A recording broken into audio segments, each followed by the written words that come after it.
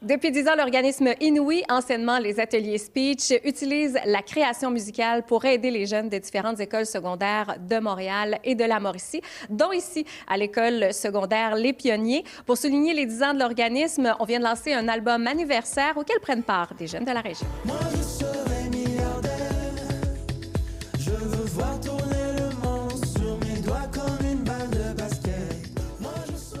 Inouï, c'est un organisme à but non lucratif qui, depuis maintenant 10 ans, offre des programmes de création musicale dans les écoles à des jeunes qui vivent des situations d'inadaptation scolaire ou psychosociale. Donc, en gros, on a développé une approche éducative par la création musicale qui leur permet de créer leurs propres pièces, entourées d'artistes, d'intervenants musicaux, de producteurs, puis de gens qui les accompagnent dans cette démarche créative-là. Non, mais moi, j'ai une idée là. T'as une idée de parole? Ouais, regardez. Parfait. Ça serait quel style de musique? Tu voulais partir avec quel style? Dans ta tête, ça sonne comment? Les gars, qu'est-ce que le programme Inouï vous a apporté sur le point de vue personnel?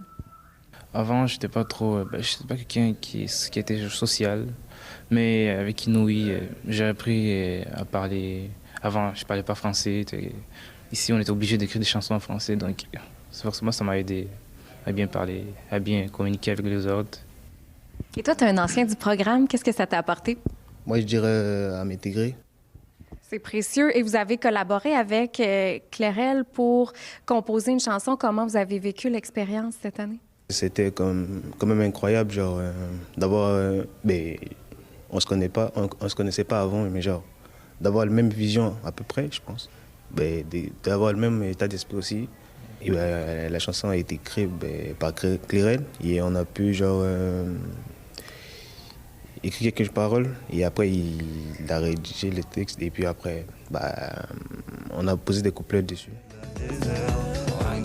Je veux créer de la musique qui inspire de l'amour, de la joie que je pourrais donner à travers mes chansons. Et qu'est-ce que tu as observé au fil des ans chez les jeunes qui prennent part au programme? Beaucoup de choses. La liste pourrait être longue, mais je pense que ce qui ressort le plus, c'est que le fait d'écrire ses propres chansons, ça se passe dans un contexte où il n'y a pas de bonne réponse. Quand on crée, la réponse est celle qui représente le plus notre vérité, celle qui vient de l'intérieur.